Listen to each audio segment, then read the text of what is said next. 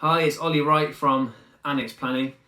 We thought in this week's video we'd provide an overview of a quite interesting case study of an annex that was actually approved this week.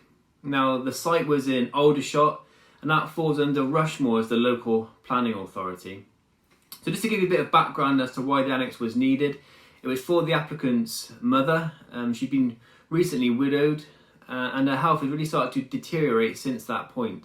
So her daughter, obviously being really concerned about this, thought the best idea would be to site an annex in her garden so she could provide ongoing support and care over the long to short term.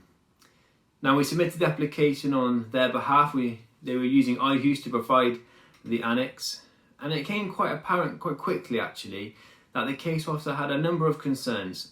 Because it contained everything to be used independently, so it had a bedroom, bathroom, fully functioning kitchen, living room, etc. It could be considered a dwelling in its own right, even though that's not what we applied for and not how the applicant was going to use the annex. So after a few discussions with the case officer, it was becoming quite apparent that he wasn't going to change his mind. He was going to refuse the application. He felt that applying a condition wasn't a strong enough mechanism to control the use to keep it ancillary.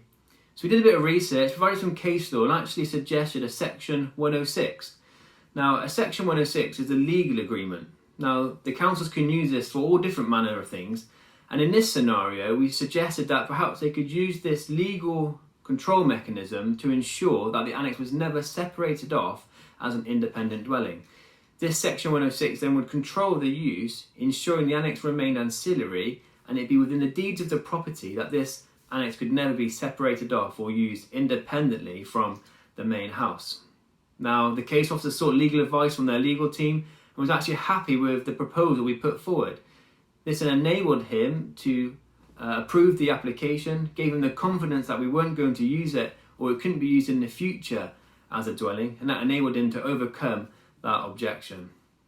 So it just goes to show, doesn't it, even though perhaps at the start of the application process it's not looking positive, there are always ways and means to overcome issues and concerns of the case officers. Obviously, sometimes there are not, but that's where having a planning consultant such as ourselves take on your application and the submission and see it through to the approval or refusal